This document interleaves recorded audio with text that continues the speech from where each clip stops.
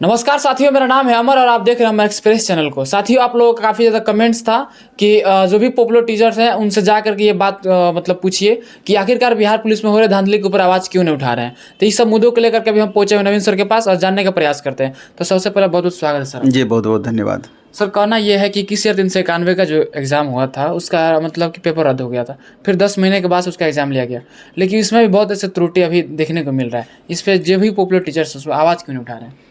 आवाज़ कैसे नहीं उठा रहे हैं और किसको आप धांधली बोलते हैं? अभी जैसे सीएसबीसी एग्ज़ाम कंडक्ट करवाई तो आपको परिवर्तन निश्चित रूप से देखने को मिला होगा कि जिलावार अलग अलग सेट क्वेश्चंस के दिए गए थे और शायद यही कारण रहा, ये परिवर्तन ऐसा रहा जिसके कारण कहीं भी आप नहीं सुने होंगे छिटपुट दूसरे के बदले में दूसरे बच्चे कुछ कुछ जगह पे बैठे, लेकिन बहुत शांति प्रिय ढंग से एग्ज़ाम हुआ इस बार कंडक्ट। इसको लेकर के निसंदेह सभी कोई संतुष्ट हैं, छात्र संतुष्ट हैं, बाकी टीचर संतुष्ट हैं। हाँ, दिक्कत वाली बात यह है कि जो कि कुछ मांगें शुरू से होते आ रही है कार्बन कॉपी से रिलेटेड और भी छोटे छोटे चीज़ें, तो वो भी और पारदर्शी बने, इसको लेकर के भविष्य में इस तरह का इम्प्लीमेंटेशन होना चाहिए। बाकी चीज़ें हमको लगता है कि पूरी तरीके से कारगर रही है। हाँ, कुछ इशू हैं जैसे कि ईडब्ल्यूएस को लेकर के इशू है, एनसीएल का मामला है, छात्रों को इसको लेकर के थोड़ा सा संदेह वाली स्थिति बनी हुई है। तो जनरली बिहार दरोगा, बिहार पुलिस, इसमें इस तरह की बातें परेशानी देखने को नहीं मिली। मद्य निषेध वाले में इस तरह की परेशानी देखने को मिली थी, लेकिन नियम ये होता है कि कोई भी फॉर्म जब आप भराते हैं तो लास्ट डेट का पहले का एनसीएल हो या ईडब्ल्यूएस हो बना हुआ होना चाहिए, लास्ट डेट का पहले का। अगर इस तरह की बातें हैं तो कहीं कोई दिक्कत नहीं है और संभवतः यही चीज़ लागू होगा भी, जैसा हमको विश्वास है, क्योंकि ऐसा नहीं है कि सब सिस्टम से आप हट के अपना सिस्टम चलाएंगे, तो मेरे ख्याल से यहाँ दिक्कत नहीं है।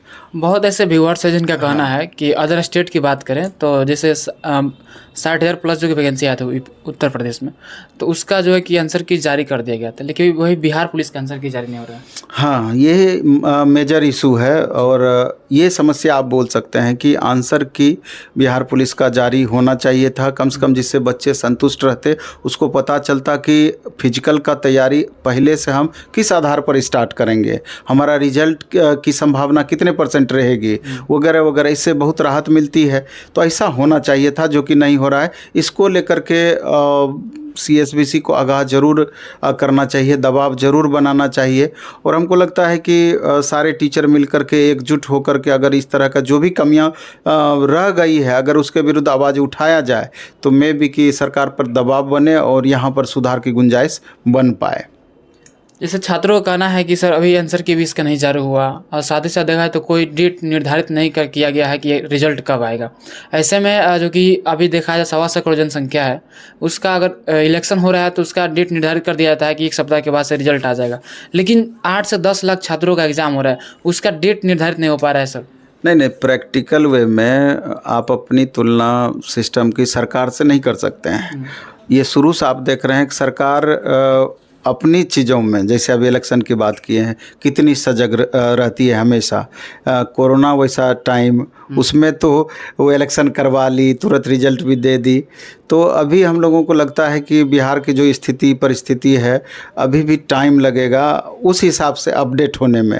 तो इसलिए कि जो सिस्टम चल रहा है अचानक आप इसको बदलने की बहुत ज़्यादा उम्मीद नहीं कर सकते। हाँ, बदलाव दिख रहा है, धीरे धीरे बदलाव हो रही है, लेकिन इसकी गति थोड़ा बढ़नी चाहिए। जहाँ तक रिजल्ट का सवाल है, बताया गया कि नवंबर फर्स्ट वीक में निश्चित रूप से इसका रिजल्ट आ जाएगा और उसके 40-45 दिन के बाद फिजिकल का भी डेट आने की संभावना है।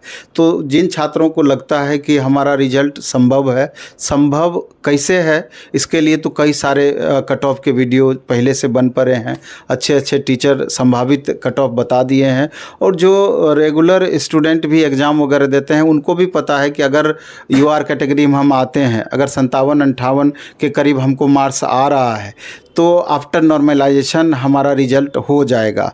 तो जो ऐसे छात्र हैं जो फुल कॉन्फिडेंस में हैं वो आपको फील्ड में भी मिलेंगे। इसके अलावे भी अगर कैटेगरी बाय कैटेगरी बात करें तो अगर ओबीसी की बात करें 3 नंबर उससे कम कट ऑफ यूआर से आप जोड़ लीजिए, ईडब्ल्यूएस है तो 4 नंबर कम जोड़ लीजिए। अगर ईबीसी की बात करें तो कम से कम 6-7 नंबर का अंतर में कमी आप कर सकते हैं। एससी एसटी केस में 1-2 नंबर ईडब्ल्यूएस से भी और डाउन कर सकते हैं। जनरली यही कट ऑफ का रेशियो होता है। तो अगर और ख़ास करके महिलाएं 40,000 के करीब महिलाओं का रिजल्ट इस बार होना है, क्योंकि 1,07,000 रिजल्ट ओवरऑल होना है। तो महिलाओं के लिए भी अच्छी अपॉर्चुनिटी है। और महिलाओं का कट ऑफ चूँकि इन लोग के लिए तो स्पेशल रिजर्वेशन भी माननीय मुख्यमंत्री जी की तरफ से बिहार में दिया गया है। तो इसका लाभ उठाते हुए अगर 45 से 50 के बीच मार्क्स आ रहा है तो उनको फिजिकल की तैयारी में लग जानी चाहिए।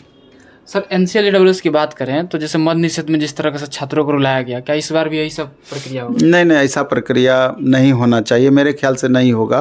क्योंकि मद्य निषेध में जो गलती हुई है तो कोई ज़रूरी नहीं है कि आगे भी वो दोहराई जाएगी। कहाँ अन्य एग्ज़ाम में बिहार दरोगा का एग्ज़ाम हुआ, दूसरा हुआ। तो जो रूल है सारे एग्ज़ाम्स के लिए उससे परे थोड़ी चलेगी सरकार। कहीं ना कहीं सर जैसे कि अभी एग्ज़ाम का जो रिजल्ट है, रिजल्ट का भी डेट निर्धारित नहीं हो रहा है, लेकिन फिजिकल का समय तो देना चाहिए ना। 40 से 45 दिन में क्या हो सकता है सर?